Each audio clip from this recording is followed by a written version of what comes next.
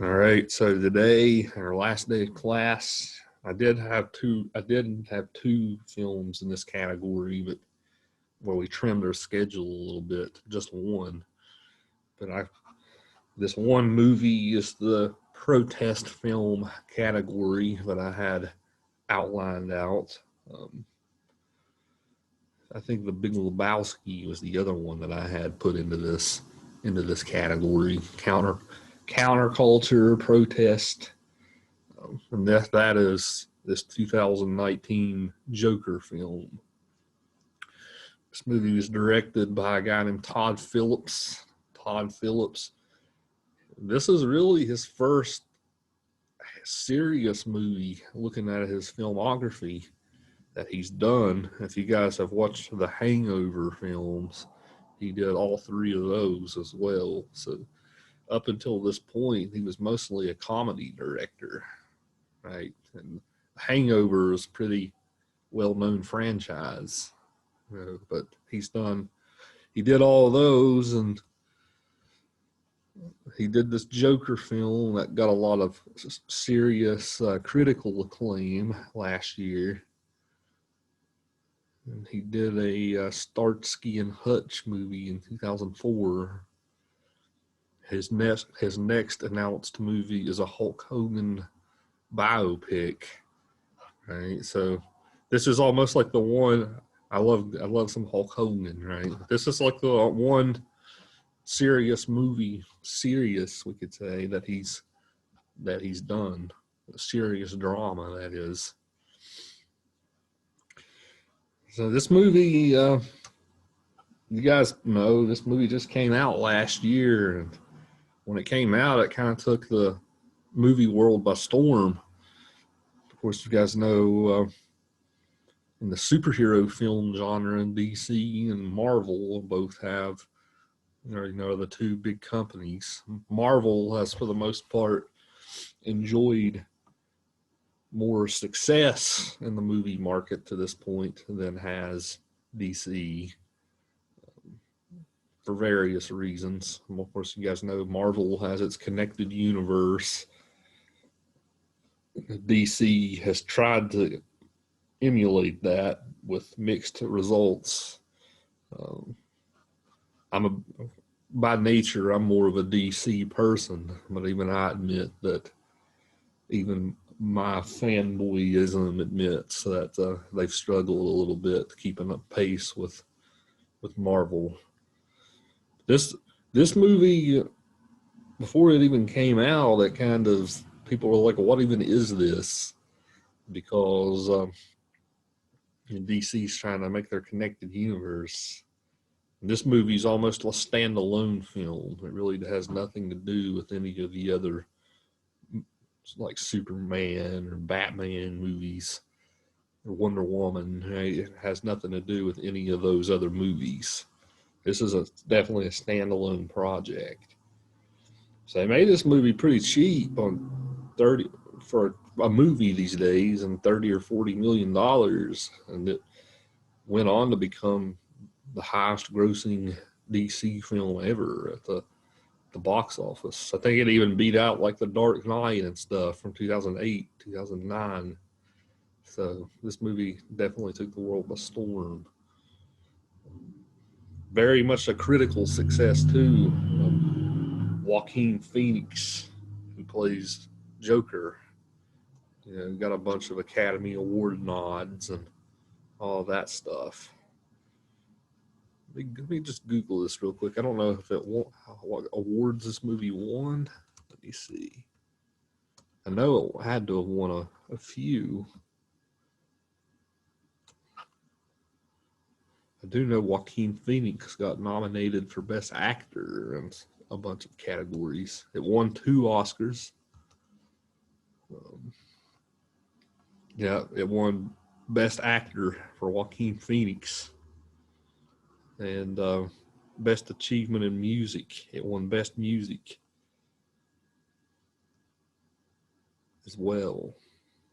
No, it won a bunch more than that. It won Best Director, um, Best Adapted Screenplay, and Best Cinematography. So this movie won a bunch of awards last year. It didn't win Best Picture. Parasite won that. But Joker won most other categories. So I don't have to ramble on. You guys all know the role of the Joker has been inhabited by lots of different actors over time. We had the guy who played in the '60s Batman show, Cesar Romero. You have the famous performance by Jack Nicholson in the 1989 Batman movie. Have all of you guys seen the 1989 Batman movie with Michael Keaton and Jack Nicholson? Yeah. I've not seen it. Yeah, I would recommend it. It's still my favorite Batman movie to this day. That's a hot take because most people like The Dark Knight better, but yeah, that movie has a special place in my heart, I guess, just because I grew up with it. But then, of course, you had Heath Ledger's famous performance in the 2008 The Dark Knight. Of course, that performance, of course, you guys know right after that, Heath Ledger died of an overdose. So you guys all know that lots of times they say that performance helped. He was such a method actor that they said that that a lot of people claim he got so into that role that kind of drove him over the edge. And I don't know if I buy all that, but that's what people claim about that performance. And then of course Joaquin Phoenix is the Joker in this movie, and then you also have Jared Leto's Joker from the Suicide Squad movie that came out a few years ago. He is famously panned as the worst Joker we've ever had. So, perhaps unfairly, just because I don't think he's had enough time to even show off his chops yet. Right. So, yeah, this movie's standalone. So, just a little bit about that. I'll open the floor to you guys. What did you guys make of this movie? This I guess this I guess this movie fills a couple of different genres. This is really the only superhero type film we've done, even though there's no superhero in it. Right. But we get Bruce Wayne as a little kid for a minute or two, but that's about it.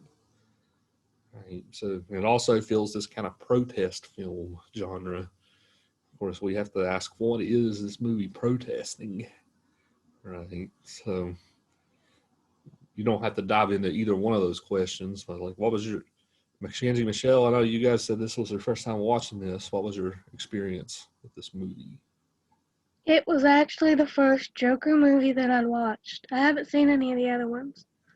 I liked it though. It was really good. It was intense, and some parts were hard to watch for me. I Yeah, enjoyed it. what parts were especially hard to watch for you? Uh, Probably just the ones where they were beating up on him. Right at the beginning of the movie, Yeah. right? Yeah, all those scenes are hard. Then they beat up on him in the subway before he shoots them, and right, so lots of random violence happening in the movie for sure. The scene with where he goes on the night show on the Tonight Show or whatever and shoots up the police. That's a little bit hard to watch as well. I've always thought. And Taylor, I know you're a fan of this movie. You expressed as much last time. Yes. Yeah, I really like it. Just how like chaotic everything is, and it's not really like a linear movie. It's just kind of everywhere because half of it didn't even happen. I Right. know for a fact that's true. Like, because you don't really know what's real and what's not, and it's legit a movie that's just up in the air. You can believe it any way you want.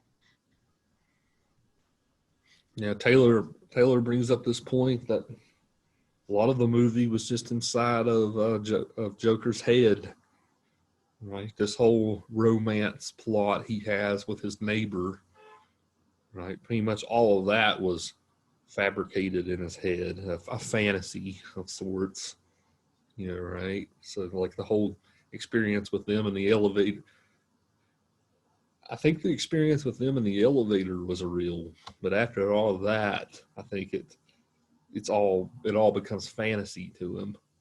You guys probably were like, how did these two hit it off after he stalked her through the town? Right? That seems a little bit like wish fulfillment. Right? And it was. It was. We find out that he fabricated all this in his own head. So, yes, we could talk about her role in the movie. I think she plays an important part for sure. So let's come up with some themes of this movie then. So I said this is a protest film. The idea of this movie. This is an old trope that goes back hundreds of years, right? Back to stuff like Paradise Lost by John Milton, where it made the devil the hero of the Genesis the Genesis story, right? It made the devil appear like he was a victim, right? So this type of flipping the switch kind of deal isn't new, but this movie kind of it perhaps suggests. So Mackenzie, Michelle, you guys will definitely be able to speak to this because we read Frankenstein together, right? But this movie poses the question of sorts, like, was the Joker naturally a monster, right? Was this inherent within him, or was he created to be a monster by the sort of larger society around them? Right, that's the question that this movie poses. Right, is a monster natural? Is a monster natural, or is a monster man-made by other people? Right. So I'll start this debate with any of you, whoever wants to chime in first. I think that it was just kind of the way that people treated him. I don't think that he was like that by nature. It was just the treatment that the other people had towards him. Right. So if you think that maybe other people would have shown him more kindness and whatnot, he might not have snapped the way he did. Yeah, because like even in the beginning, he just kind of laid there and took it. He didn't try to fight back or anything. And then he reached his breaking point later on. Right.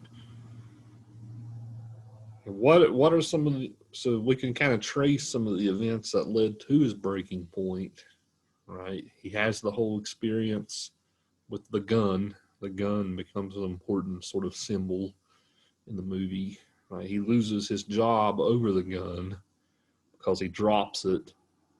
And when he's at the hospital, he has the experience with the punk kids on the train, right? That's where he finally does snap. We learn that the free psychiatric services he was getting from the city have been canceled because of budget cuts in the city. So that definitely felt like a realist plot device, because that's something that would probably happen these days. Right. So we learned that he's almost been thrown to the wolves by society too. He goes off of his medications and things like that he's on. So then we find out as well, right, that he is Thomas Wayne's illegitimate son. So this is a new sort of arc for the Joker character. Usually the Joker is Batman's biggest nemesis, right? where usually they're Batman and the Joker are depicted as like these two people can't exist without each other, right? When Batman brings vigilante justice, right, the Joker is a natural sort of result of vigilante justice, right? Somebody who has no rules, right? So that it's interesting that they make this Joker with Batman brothers almost, right? This is a new take on this old story, but that's part of what makes him sympathetic too, right? He's the son of a he's the bastard son of a rich guy who was just kind of thrown away, like a newspaper, right? So yeah, that's part of the sympathy that we might feel to him as well. So, do you believe like he was actually Thomas's son?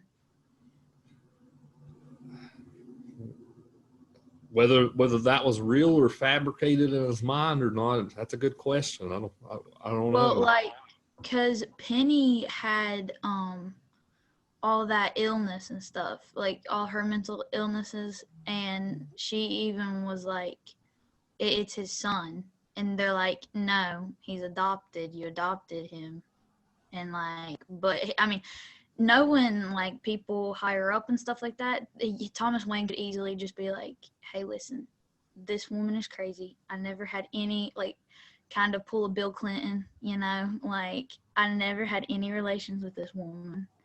But I don't know. Like, I feel like he probably wasn't his son, considering like Penny.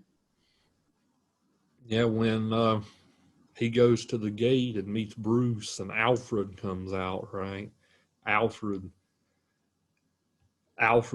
seems to suggest that there was no relationship there between the two, right? Maybe she was kind of this off the hinge sort of worker who worked there, who made allegations or something. That's what Alfred acts like when they talk at the gate. But as you said, Taylor, it would be very easy for someone like Thomas Wayne to sweep it under the rug, right? To bury it and it never see the light of day again. So, and of course, they have their little altercation in the bathroom at the play, right? So he doesn't admit it then either. Yeah, well, Mackenzie, Michelle, what do you guys think? You guys have deflecting Taylor's point to you. Do you guys think that he was actually Thomas Wayne's son, Bruce Wayne's brother?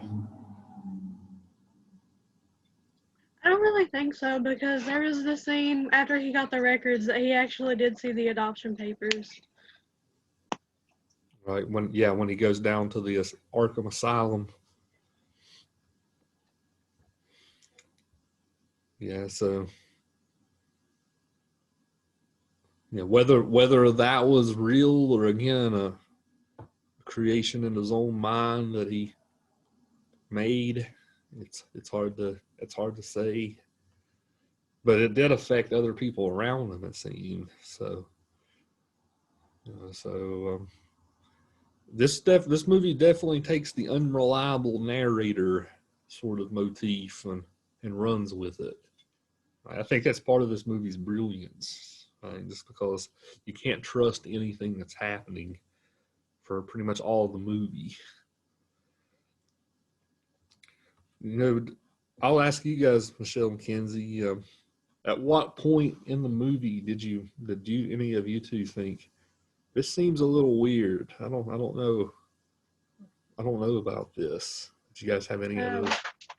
Yeah, I noticed that scene where what was her name? Penny? No. Penny's the the woman mom.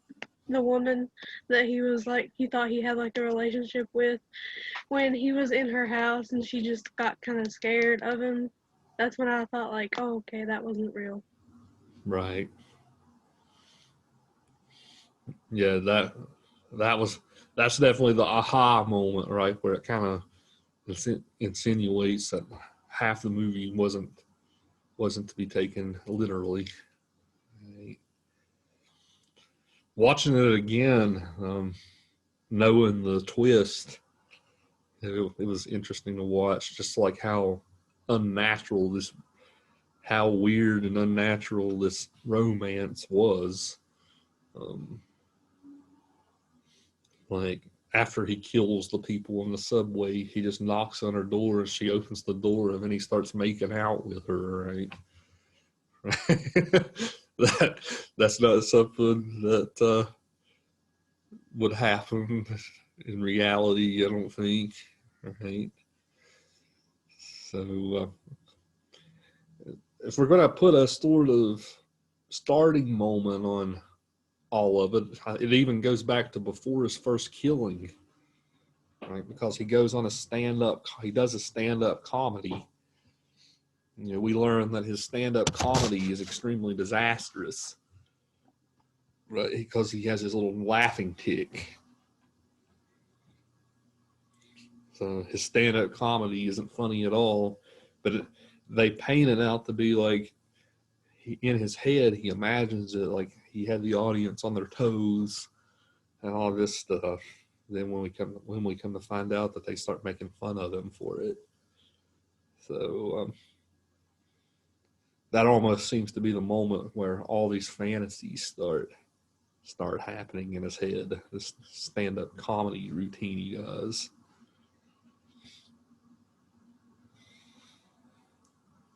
And so, Taylor, I'll ask you. Going back to our original question. I'll ask you: do you think that he's a victim of society, or do you think that he is a natural-born monster? I don't believe that anyone is inherently evil. Like I completely do not believe that. But I do believe that if people can push you to a certain point to make you, like, quote unquote, a monster.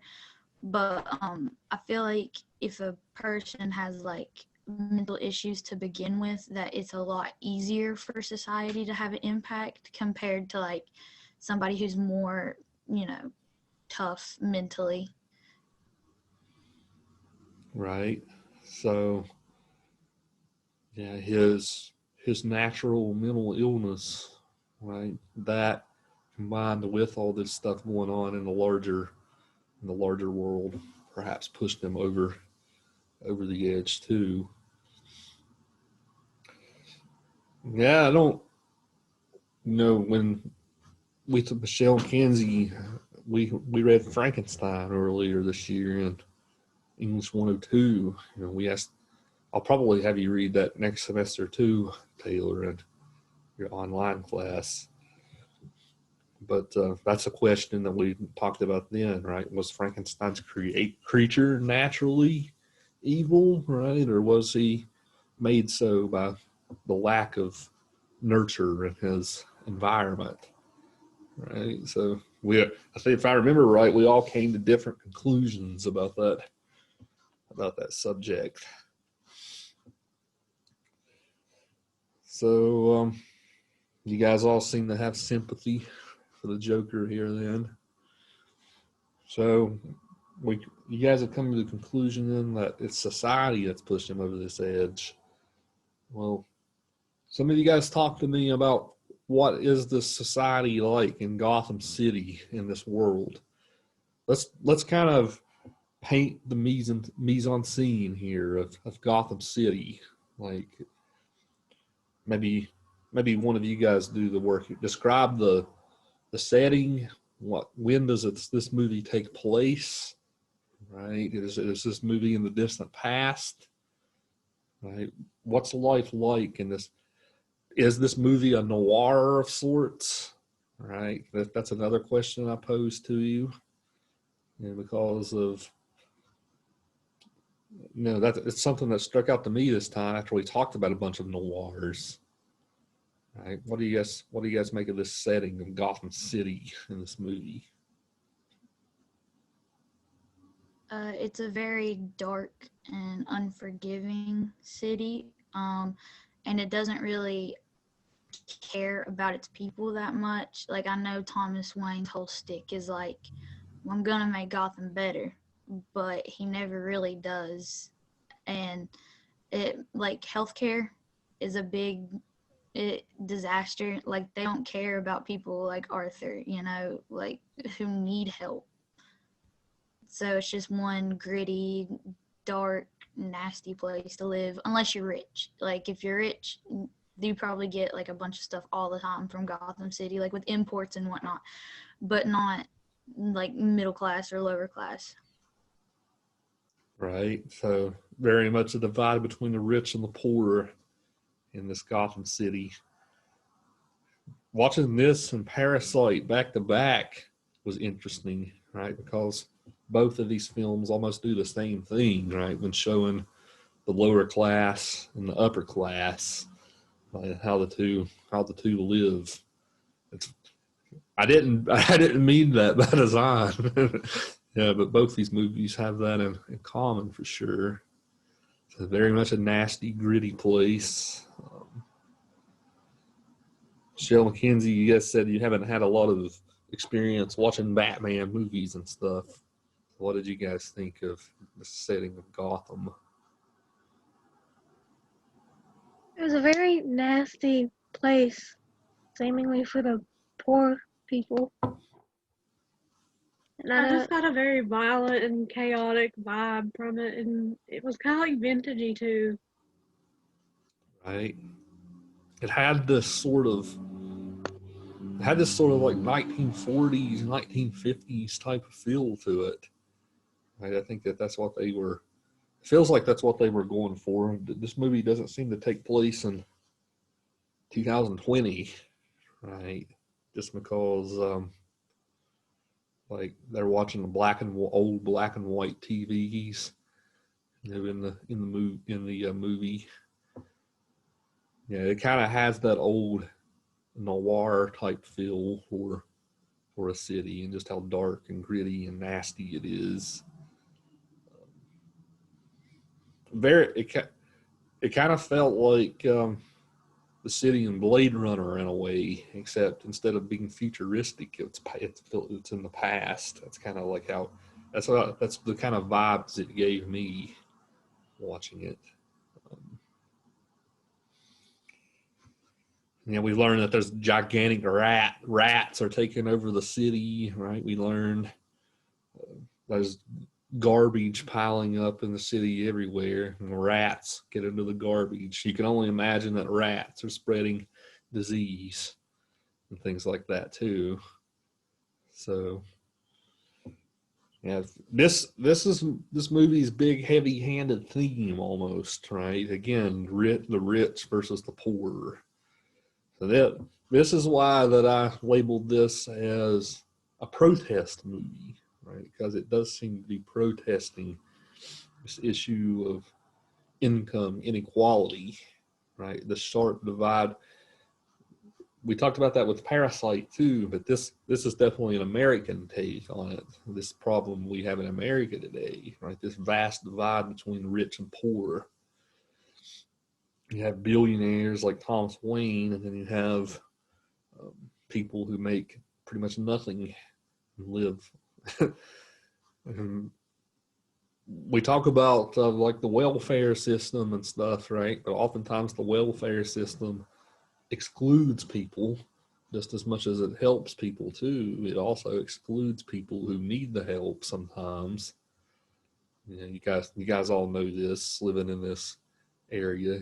I'm sure all of you probably know someone who probably needed it and couldn't get it at some point. So yeah, that. Do you guys think that this theme in the movie was too maybe heavy-handed? Do you guys think they were preaching a message to you in the movie? Do you guys feel like this movie was preachy about this in any way?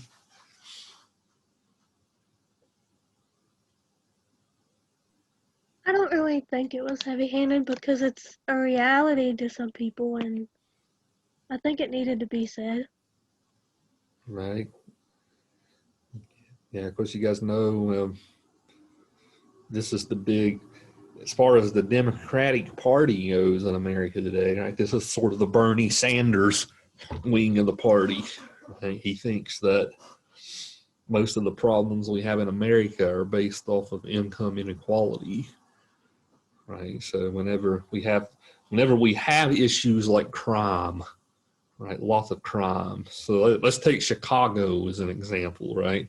I think Gotham City and Chicago, I think most of the time when they film Gotham City in these movies, it usually is in Chicago, right? Chicago and Gotham City are almost the same type of place. I think in the DC universe, I think it's New York. New York is Gotham City. Metropolis is New York, and Gotham's right next to it. But let's take Chicago as an example today, right? Chicago is a city that has extreme amounts of crime, right? Probably the most crime-ridden city in America. Beckley might be number 2, right? But or Huntington, 2 and 3 right there, right? But Chicago is the most crime-ridden city in America, right? Why is that? Well, Bernie thinks it's because of the sharp divide between rich and poor, right? When you get people who can't afford to live, can't get people who can't afford to pay rent because salaries are so low and expenses are so high, right? That's what causes crime and all these other issues. So of course, there's lots of other answers to that question too, right? The African American community tends to think that it's based more off race. A lot of these problems with incarceration, mass incarcerations of African American peoples, right? They think that doesn't have anything to do with income as much as the color of their skin. So lots of answers to this issue. This is very much an issue that we're arguing about today, right? Should we live in a society where there's billionaires? We recently we have the world's first trillionaire, right? The world's first trillionaire, Jeff Bezos, the CEO of Amazon, right? He's the world's first ever person who's had $1 trillion. You can kind of just imagine that. Imagine having $1 trillion, right? So there's only so much money to go around in circulation, right? And then you have somebody who has that much, right? You have to ask yourself, is there a line we draw somewhere in the sand, right? So I don't know. I'm just presenting the issue to you, but how do you guys feel about this issue? Do you feel that this is a problem, a root problem? Do you guys feel like we should have billionaires, even a trillionaire, right? Or you guys think that the old classic story of you've earned your riches, so you have the right to keep it, right? What do you guys think about this? I just don't think someone needs that much money. It's not necessary to live, and we have people out here with no money at all. So why can't we just distribute it and make it useful? He's not going to use that much money. Yeah, most of it's going to be put in offshore bank accounts and all this type of stuff, right? And now, of course, the argument is that if you have people who are that rich, then they're going to invest their money into creating jobs for people and stuff like that, right? That's the argument for it. It's called trickle down, right? They think that the rich, the less money the rich have to pay in taxes and stuff, the more they're going to invest that money into creating jobs and all of this type of stuff, right? So I don't know. Do you guys buy that? Do any of you guys buy that theory of economics, at least, that if the rich don't have to pay taxes and more money taxes and stuff. They're going to invest that money into giving people jobs.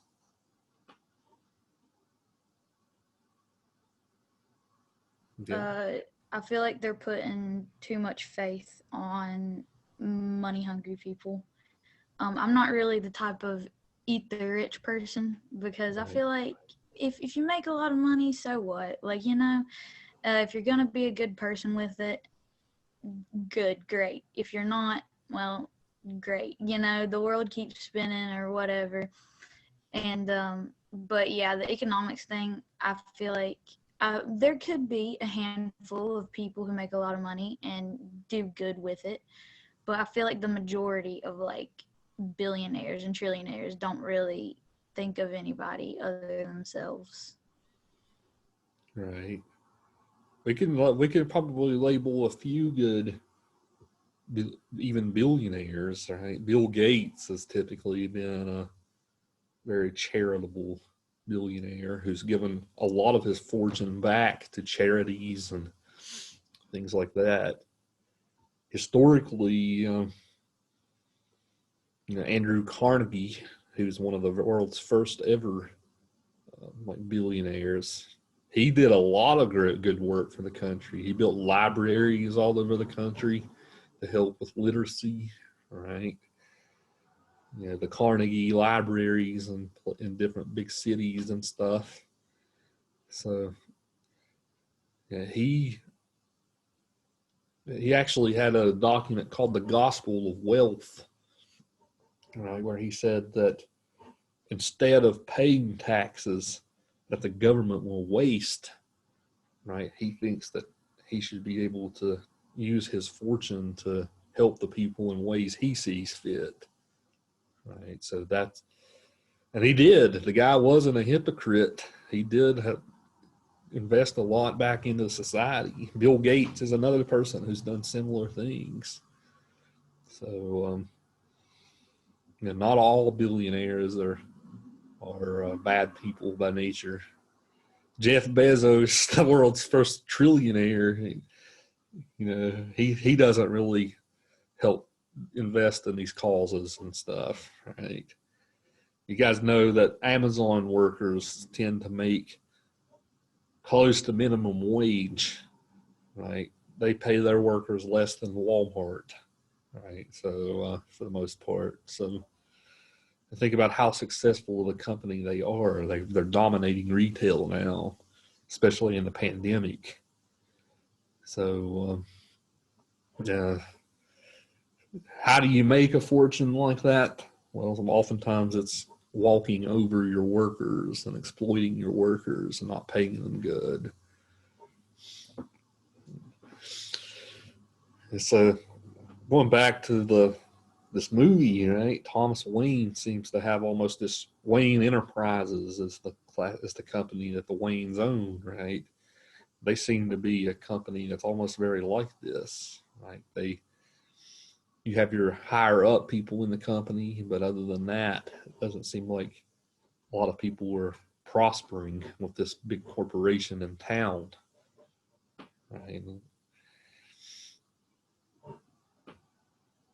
So, yeah, it's worth raising these issues just because this movie forces us to raise them, right? Because this is perhaps the type of this movie almost says American society creates the Joker, right? That's almost what this movie seems to suggest.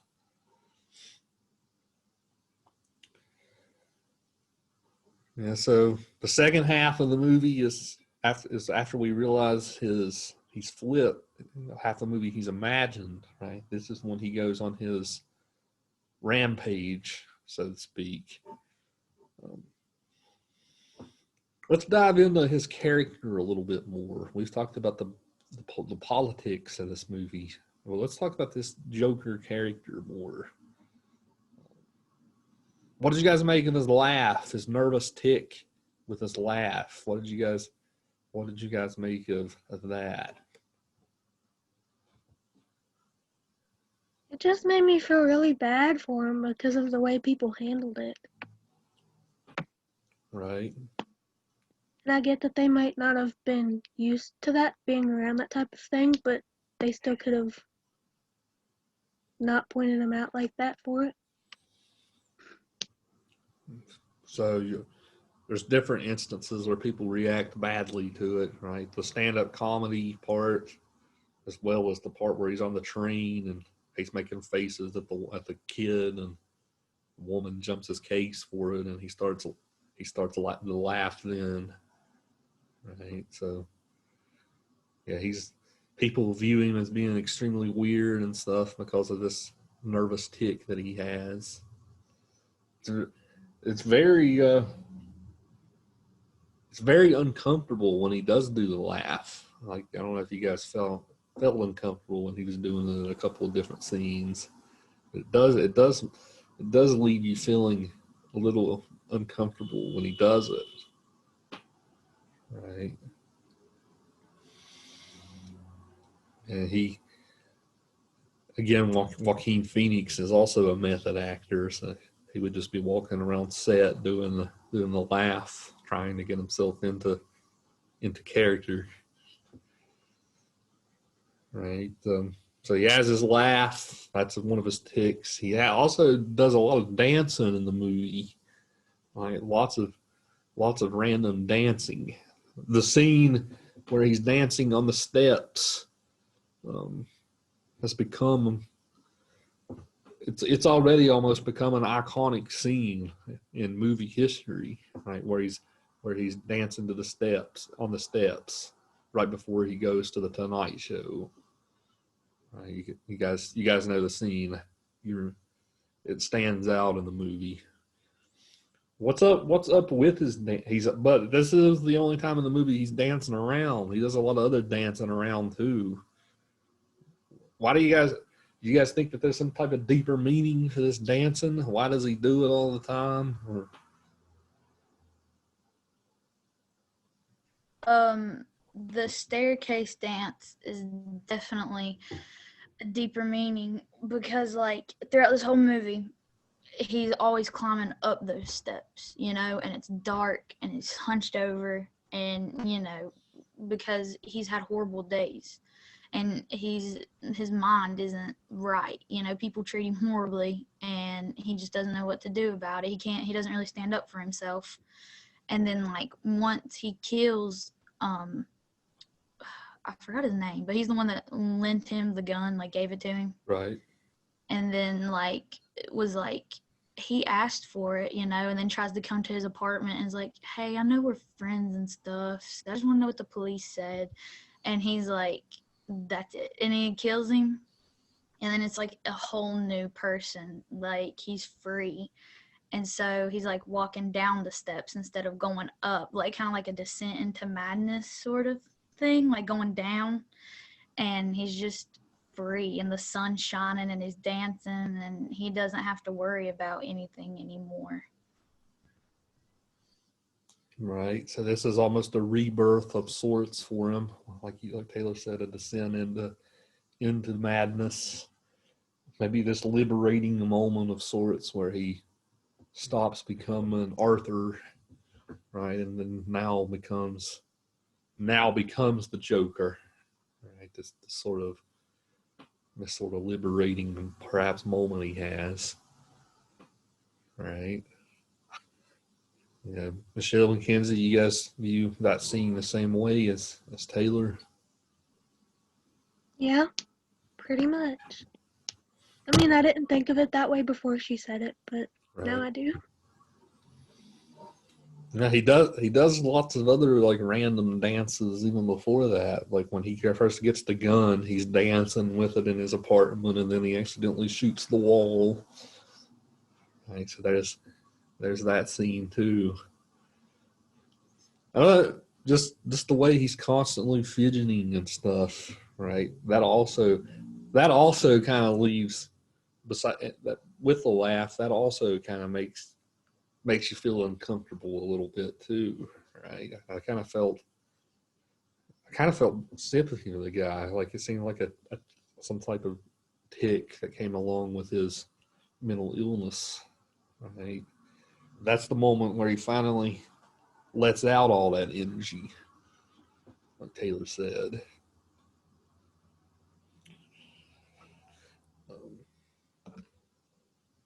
Yeah, I mean, this performance, Joaquin Phoenix's performance in this movie was an extraordinary one. They said that he was extremely hard to work with on set of this movie. Like I told you he's a method actor, so he gets super into character. Like a lot of people, he rubbed a lot of people the wrong way because he wasn't the nicest person on set and stuff. But but that's part of his acting style, right? This is how some actors actually get into the role, was immersing themselves completely within the role. Right? So, but it's hard to argue that he didn't deserve the Oscar for the best actor last year, right? Just because this is such a extraordinary performance. No one ever thought that the Joker character could maybe even eclipse Heath Ledger's performance in The Dark Knight, but Joaquin Phoenix arguably maybe did so. Who's your favorite Joker, Taylor? Is it Nicholson, Ledger, or Phoenix?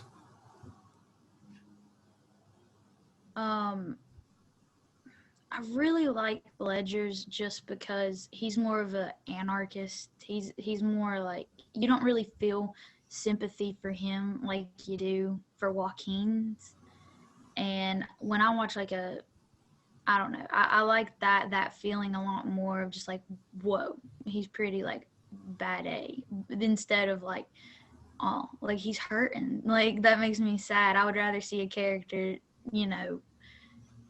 that's more powerful than somebody who's just kind of being hurt all the time. But actor wise, I love Joaquin. Everything Joaquin does, I love. Yeah, that performance was more of a straight up agent of chaos and type of character more than a victim of society like this one. This movie's unique though, guys, because most of the time when we get a Joker story, there's usually not a big backstory behind this character. This character just seems to emerge out of nowhere. The '89 Batman movie gave him a little bit of a backstory, but the Dark Knight gave him no backstory at all. Right? We don't know where this guy came from. So this movie, of course, goes back to giving him a backstory. With lots of times, this kind of questions are raised in horror films too, right? Like you have someone like Michael Myers in the Halloween movies, right? And you have to. Well, the same question can be raised there. Is Michael Myers a more effective character if we know nothing at all about him? Or is he a more of an effective character if we give him this sympathetic backstory, right? The original didn't give him any backstory. The remakes that Rob Zombie made gave him all kinds of backstory, right? So maybe this changes movie to movie as far as whether it's effective or not. It's hard to argue Um, that. It's hard to argue that it wasn't here. Right? Go ahead. yeah. I feel like um DC, like everything, like the movies and the comics that they did right was not giving Joker any sort of story at all. Because even with this one, it's so unreliable. Like you don't know. Like how I interpreted the movie was like at the end is like he's telling this whole story, but he doesn't mean to lie. It just gets jumbled up, and he can't really tell what's what. So even then, you still don't really know. Like, was Penny really his mom? Was he adopted? Or all this. And I feel like having a character like that is super effective in, selling stuff and getting stuff out there, because it keeps people talking. Like, people make up theories and it'll never go away. because everyone wants an answer. So when you don't get an answer, you're just pushing for more and more. So the classic ambiguity, right? Ambiguity almost bestows. Why are we talking about this movie in this class, right? Because it does raise these questions, right? So if things were a little bit more straightforward, maybe we wouldn't have as much to talk about, right? It's that classic. I mean, aesthetically, whenever we talk about literature or film, right? That's lots of times the great literature doesn't have always resolve things, right? Lots of times it does raise more questions than it answers. I think of most of these movies that we've watched in this class do that very thing.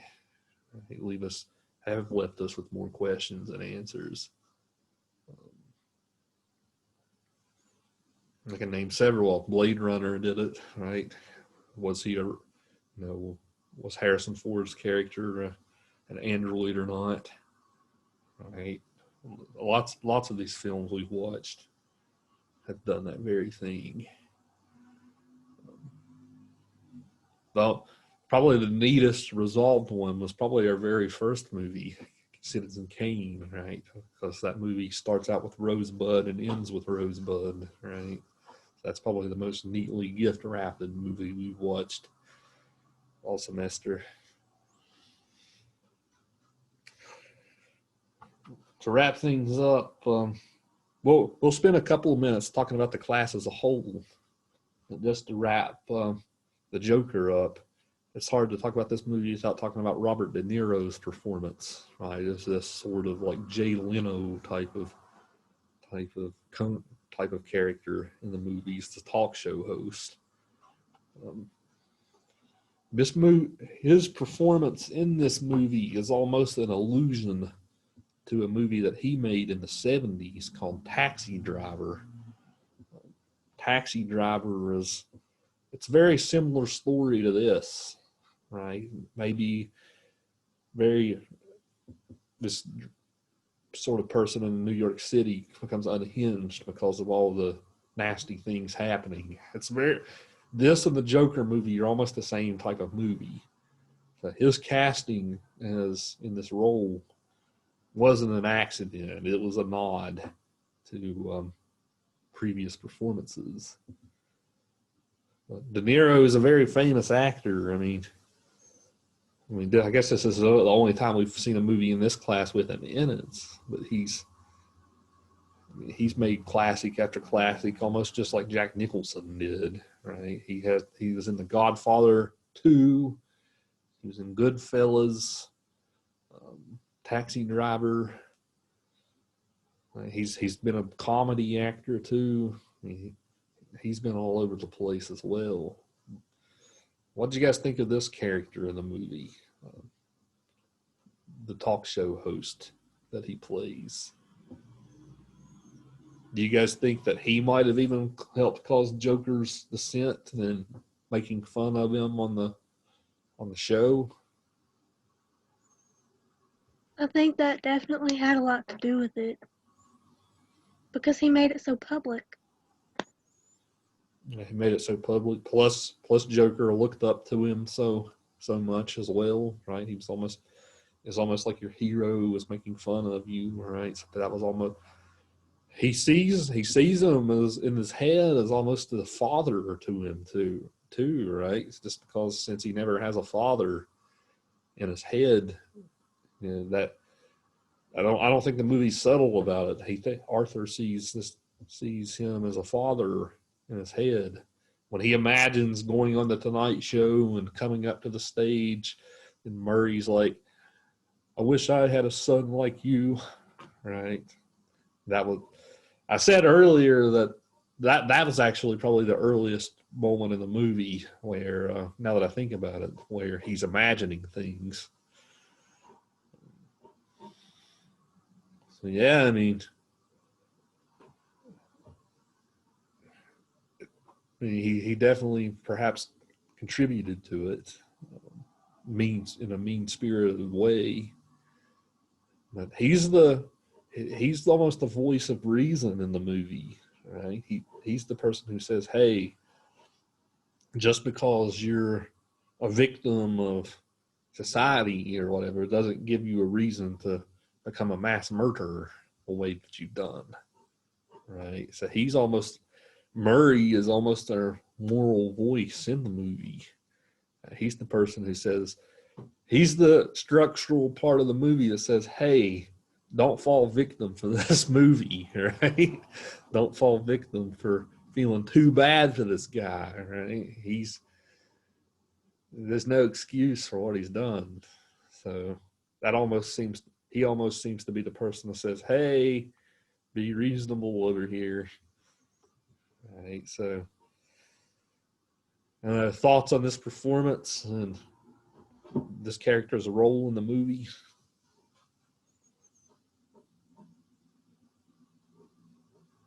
Anything that I didn't say? Yeah, I love anything De Niro's into. I thought he did good for what minimum screen time he had. I mean, obviously he's had like better performances because he had such like a small role in this one. But there's another movie he's in that this reminded me a lot of. It's like he's a comedian. Do you know what I'm talking about? He plays a comedian, and it's sort of like a failing comedian. I don't know. I don't know off the top of my head. The King of Comedy is what it's called. And I like that movie too. And this movie, like The Joker, reminded me a lot of that movie too, just with the whole failing comedic career and all of that. Yeah, I don't think I've seen that. I'm gonna have to add that to the list. I've never watched Taxi Driver all the way through. I remember I started it, and it wasn't for me, so I didn't finish it. Maybe I need to go back and finish that one too at some point. So yeah, another the guy, he keeps getting older and older. But he's an actor that seems to never age these days, right? He's definitely also he looks the same now and he did 20 years ago. So you got to give the guy props for that too.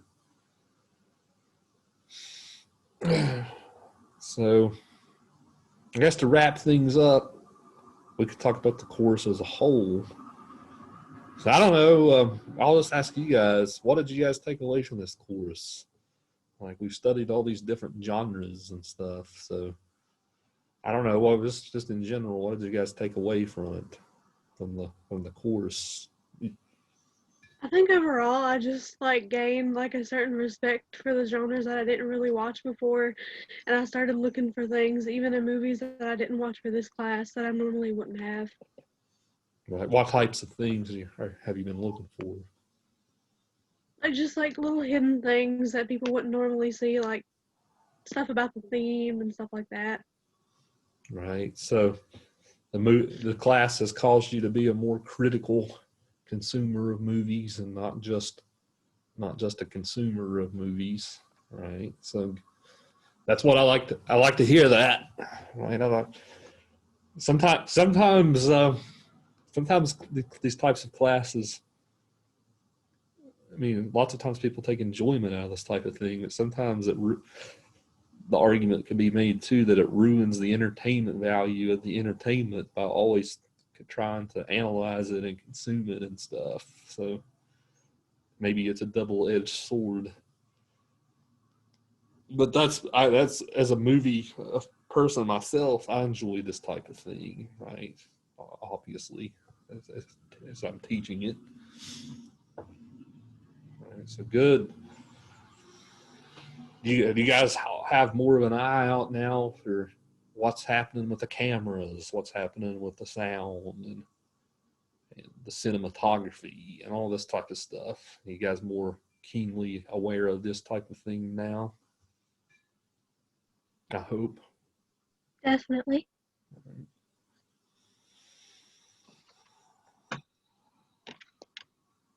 So good. I don't know, Taylor, do you have any big takeaways from the class? Any new insights about movies you might not have had before? Yeah, I feel like I'm a little bit more observational. And to like I feel like I want to be a psych major, so like I feel like this class kind of helps with, because like to be somebody like that you got to be pretty observant and pretty critical, like be a critical thinker. So I feel like it helps a lot, and plus it's just nice to be able to talk to people about movies, because nobody around here, like none of my friends or my family are big into movies. So it's kind of hard to try and explain something without sounding like a crazy person all the time. So it's just nice to have like other people to share my interests with that I don't have in everyday life. Yeah, I definitely agree with you there. It's hard to find people who appreciate movies at this type of level, right? Where we spend an hour a day talking about just one movie, right? That's a hard thing to do, right? So we've done that. We've all just the four of us almost have done that very successfully this semester. I think it's been a, like I said, guys. I can't tell you how much I appreciate you. Having a class this small was not an easy task, so you guys have made it easy for me. So yeah, so I commend you there, because if we have a class this small and sometimes people don't talk, it can become hellish, right? So you guys have been all wonderful. So I appreciate that. The other guy who's in here, Logan, he's just he had a lot of good stuff to say too. He's had a lot of other things come up, unfortunately. I enjoyed him too when he was here. Yeah, so we're very good, very good.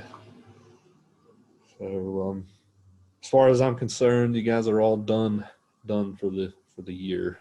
Okay, no more assignments or anything. So you can now worry about finishing up your other courses at this point. I think you guys have done enough with this one. Okay, so you guys are all in good shape, as I said last time before class. All right, so well, until next time, guys, take care. Mackenzie, Michelle, you'll see me. Even I don't know if you'll have a class again with me, but you'll see me. So yeah, we'll figure out what's going on with your schedule. Well, Taylor, I will see you next semester in 102. Okay, so take care, guys. If I don't talk to you again, have a good break, Christmas break. We'll see you in 2021.